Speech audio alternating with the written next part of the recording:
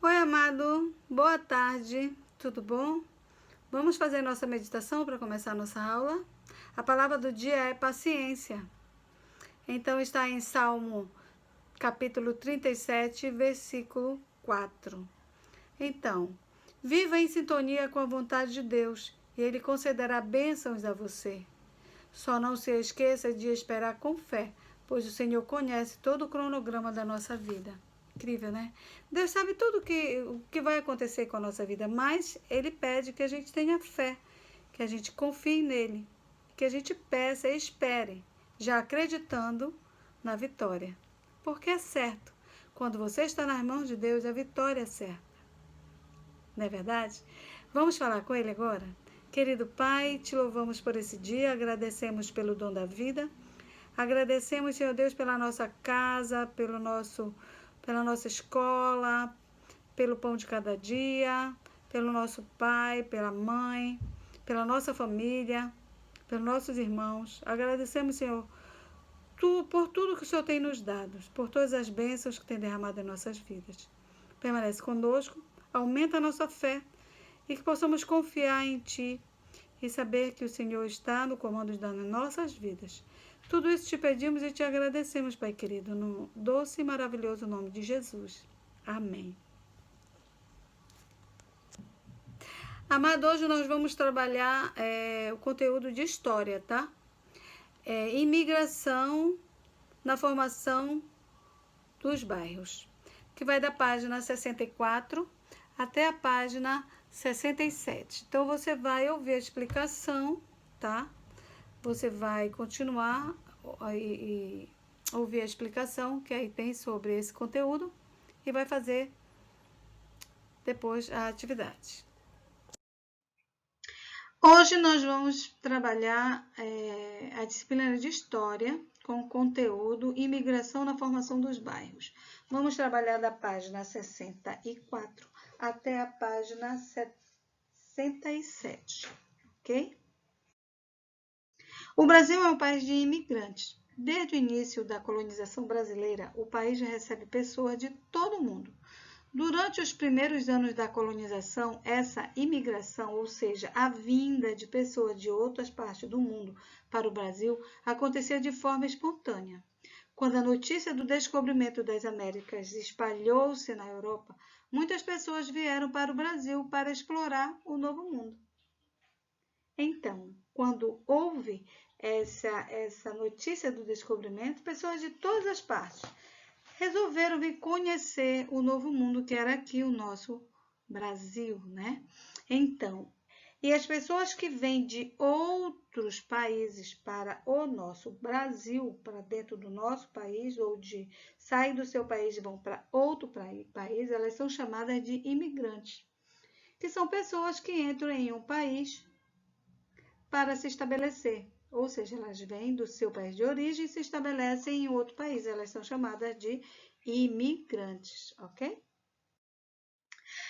Com a pressão inglesa para a libertação dos escravos, a Inglaterra estava fazendo uma pressão para que acabasse, né, a escravatura, para que acabasse esse tráfico de pessoas da África para serem escravizadas, para irem trabalhar, né, de graça e sem terem direitos, né? Elas perdiam seus direitos quando eram escravizadas. E a Inglaterra, ela fez uma pressão muito grande para que isso acabasse.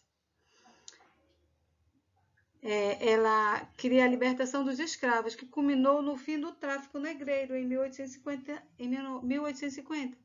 e na abolição da escravatura aqui no Brasil em 1888.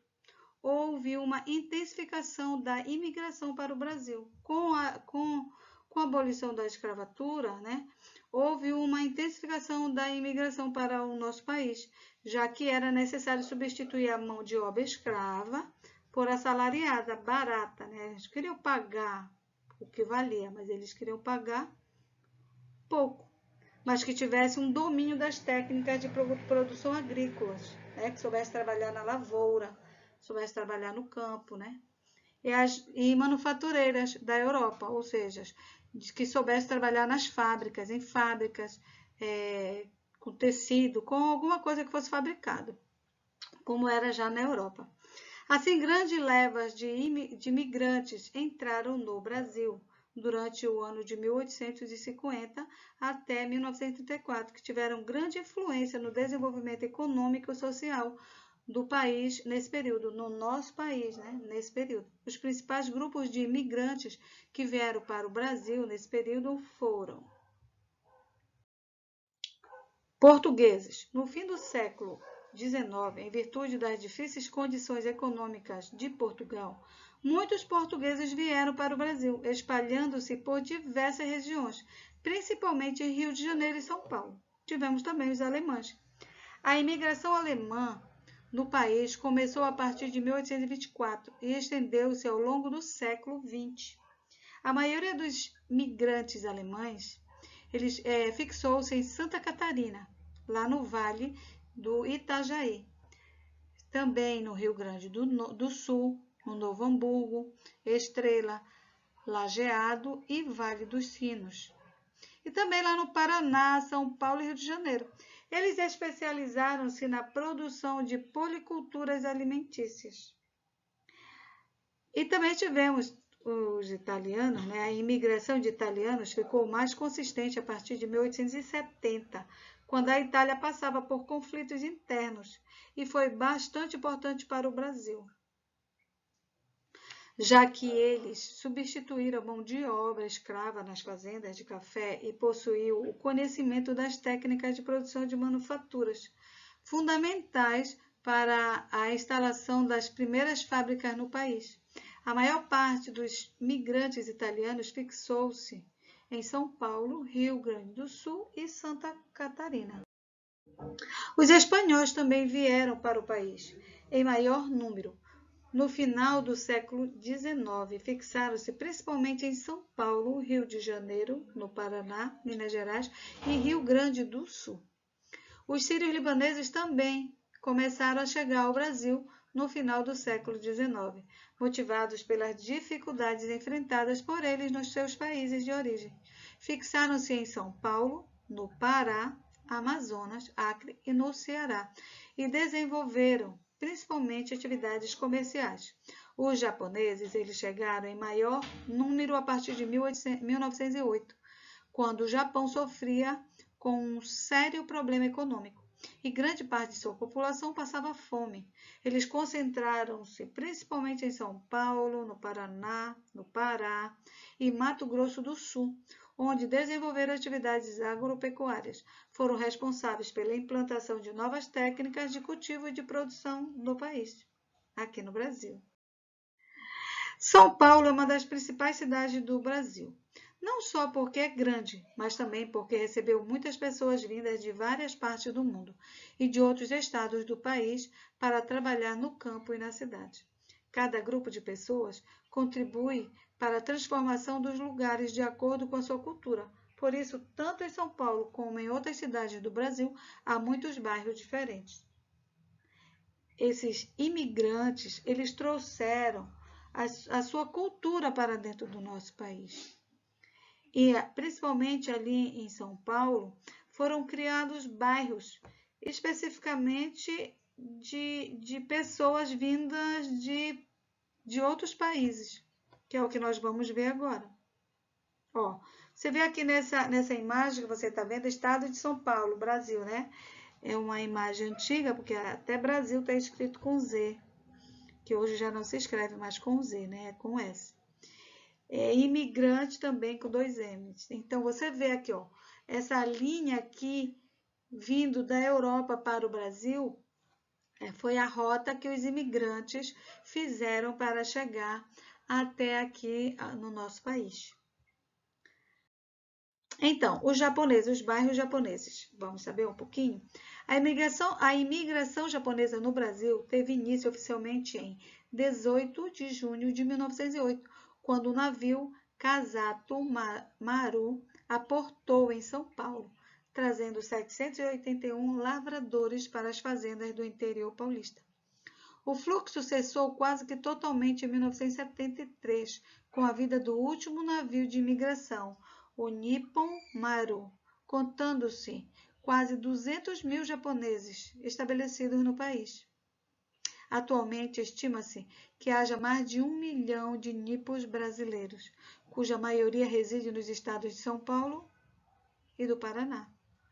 Os descendentes de japoneses, eles chamam-se Nikkei, sendo os seus filhos chamados Nisei, os netos Sansei, os bisnetos Yonsei e assim por diante. Os nippos brasileiros que foram ao Japão trabalhar a partir do fim dos anos 80 são denominados Dekasegi. Dekasegi. Então, esse aqui foi só para você saber um pouquinho sobre a descendência dos japoneses, tá bom? Aqui você está vendo o navio, né, que trouxe os japoneses para o Brasil no período da imigração.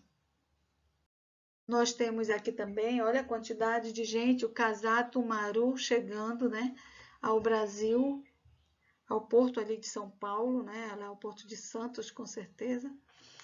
E a quantidade de pessoas que vieram para o Brasil, japoneses, né?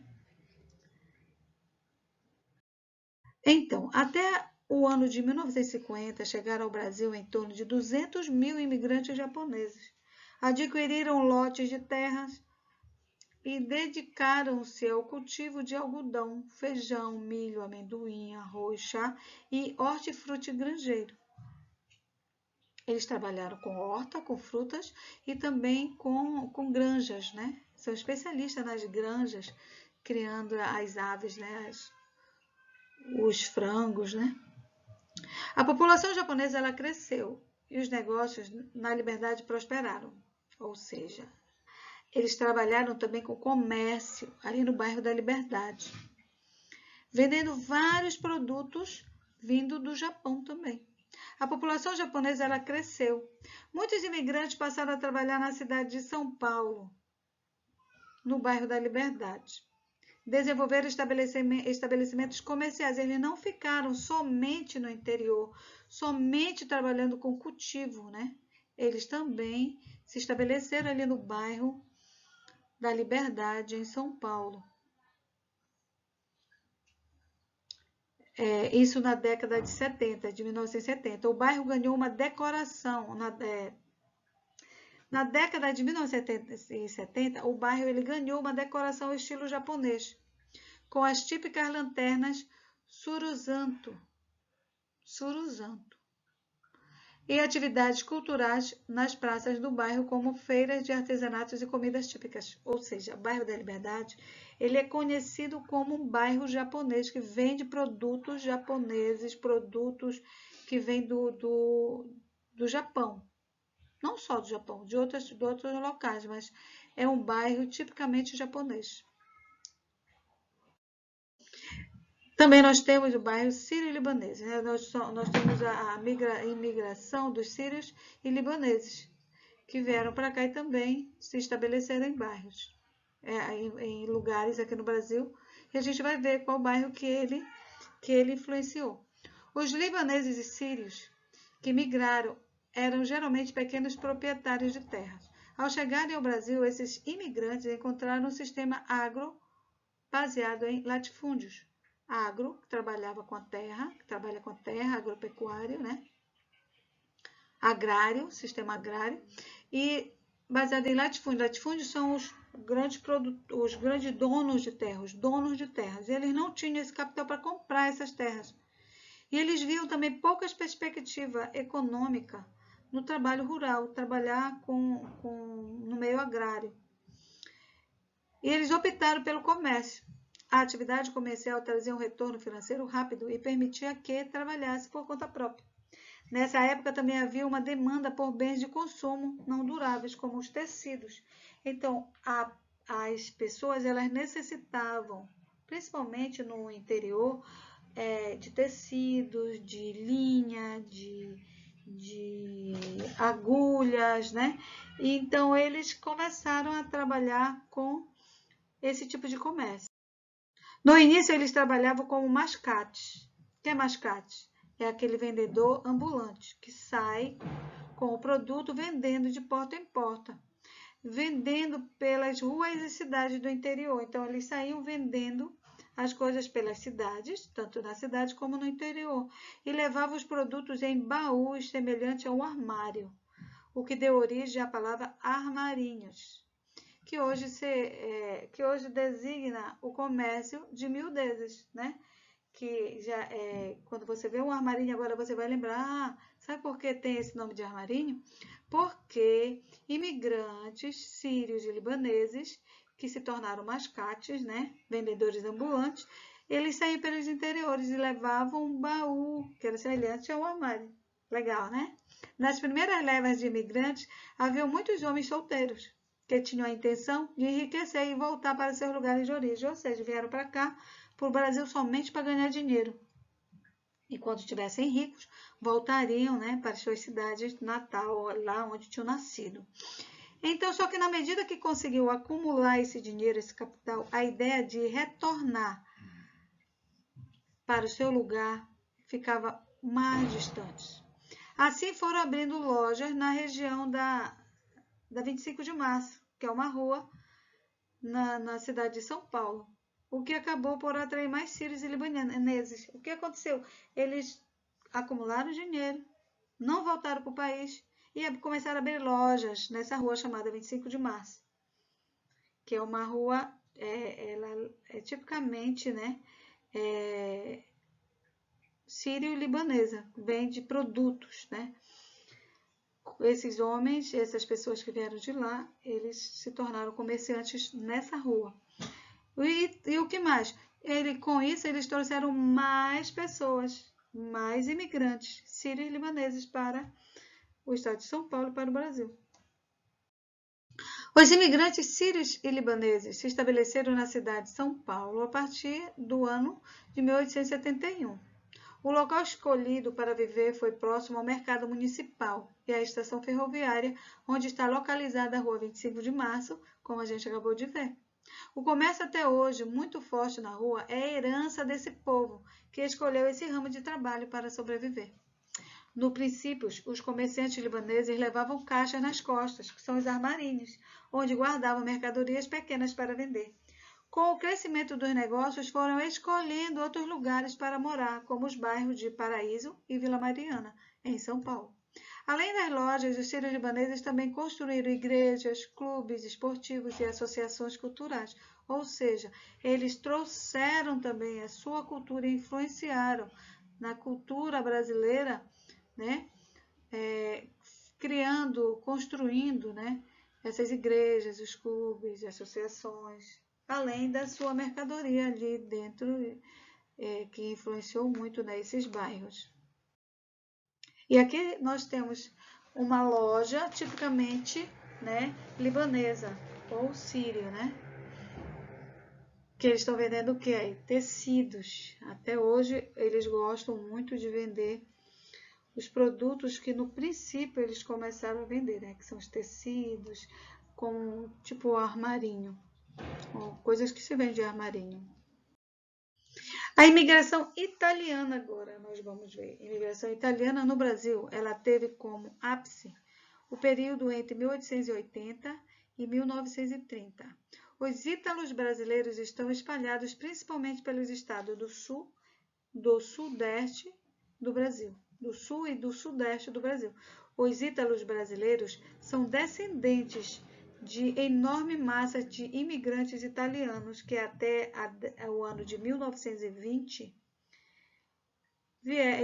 se estabeleceram aqui. O estado de São Paulo havia recebido aproximadamente 70% dos imigrantes italianos que vieram para o Brasil. Até esse período aí, de 1920, o estado de São Paulo ele estava recebendo aproximadamente 70% dos imigrantes que vieram se estabelecer aqui, representando 9% da sua população total, pelo fato de as fazendas de café terem se concentrado nessa região e de esse estado ter investido grande quantia de dinheiro subsidiando a passagem dos imigrantes, ou seja, eles contratavam os imigrantes já lá na terra deles, lá na Itália. Já contratavam eles, pagavam a passagem e traziam esses imigrantes para trabalharem, né, nas fazendas de café. Até o ano de 1920, deram entrada nesse estado, ou seja, no estado de São Paulo, 1.078.437 italianos. Muita gente, né? Muito italianos. São Paulo recebeu imigrantes de diversas regiões da Itália. Nos registros paroquiais de São Carlos, cidade produtora de café no interior de São Paulo, para o período compreendido entre 1880 e 1914, foi-se registrado que, dentre os italianos que ali se casaram, 29% dos homens e 31% das mulheres eram oriundas do norte da Itália, ou seja, tinham vindo do norte da Itália, sendo o Vêneto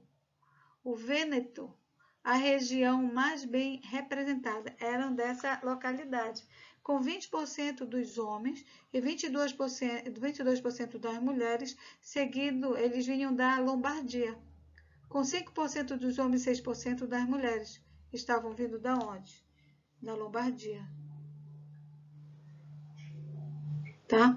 Repetindo. 29% dos homens e 31% das mulheres, eles vinham da onde? Do norte da Itália. 20% dos homens e 22% das mulheres, eles vieram da onde? Dessa localidade chamada Vêneto. E 5% dos homens e 6% das mulheres vieram dessa localidade chamada Lombardia. Os italianos do sul também eram bastante numerosos, correspondendo a 20% dos homens e 15% das mulheres de nacionalidade italiana.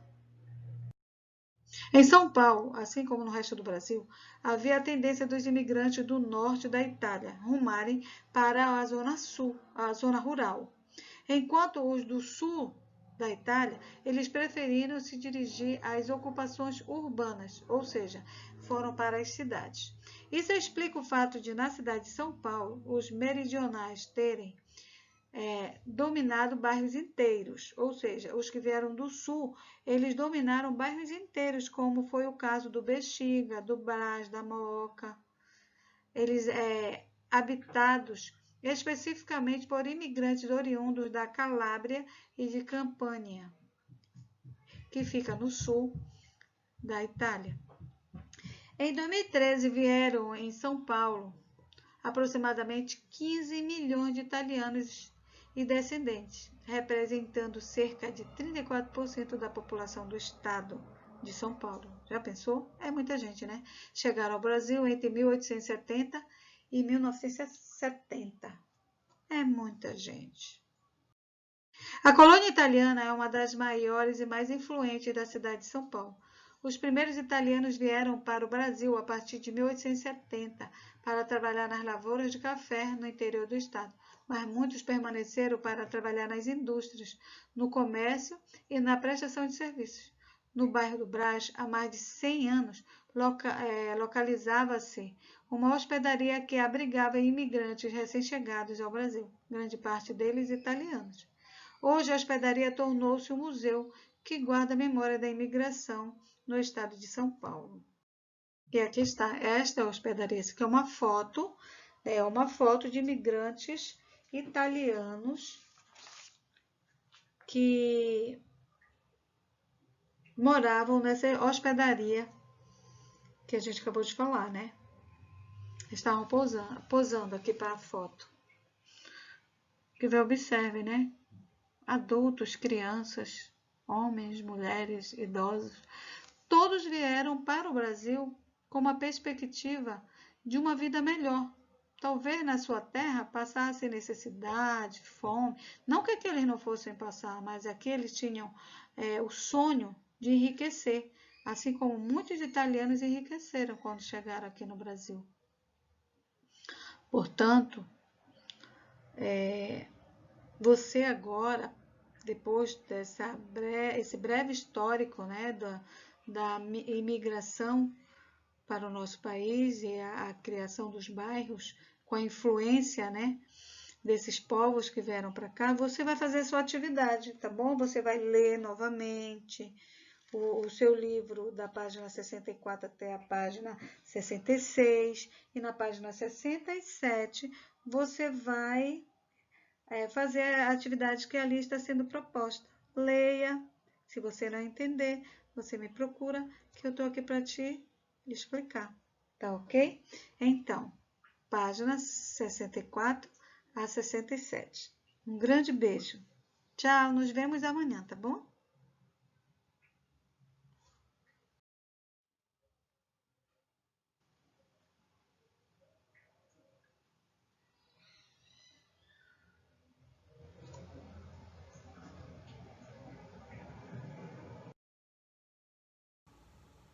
Agora que você já ouviu a explicação, você vai fazer a atividade da página 67.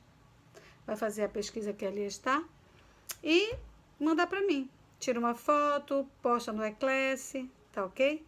E depois manda para mim, tá? Qualquer dúvida, me liga, me procura. Estou aqui para te ajudar. Um grande beijo. Nos vemos amanhã, tá bom? Tchau!